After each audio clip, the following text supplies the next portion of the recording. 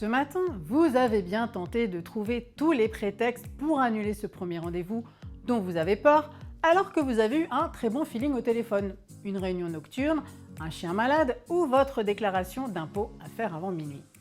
Inutile de préciser que la technique du ghosting, qui consiste à disparaître sans donner signe de vie, surtout le jour du rendez-vous, donne à toute personne, même très équilibrée, l'envie de se transformer en serial killer. Donc, si vous changez d'avis parce que vous partez demain à l'aube dans le fin fond de l'Amazonie pour sauver une espèce en danger, vous prévenez. Et si pour des raisons indépendantes de votre volonté, vous êtes parti du bureau à l'heure où vous deviez arriver, vous prévenez aussi. Enfin, si vous avez envie de prévenir votre meilleur ami du rendez-vous, un texto suffira. Pas la peine de lui demander de rater sa série préférée pour venir vous coacher dans les toilettes du café. Voilà, vous y êtes, installé, genou contre genou, dans un bar, un café ou un parc. Pas la peine d'embarquer avec vous au rendez-vous votre best friend pour l'éternité, j'ai nommé votre téléphone portable.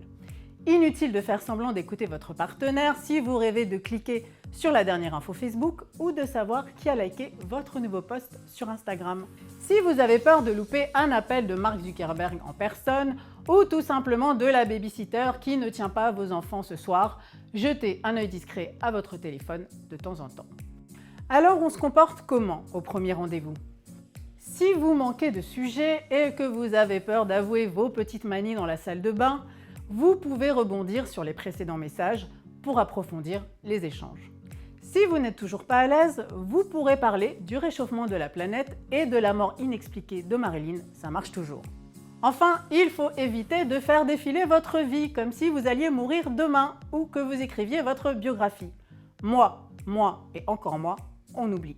Il faut que chacun s'intéresse à l'autre sans mobiliser la parole et reparte, si possible, avec l'envie d'un deuxième rendez-vous.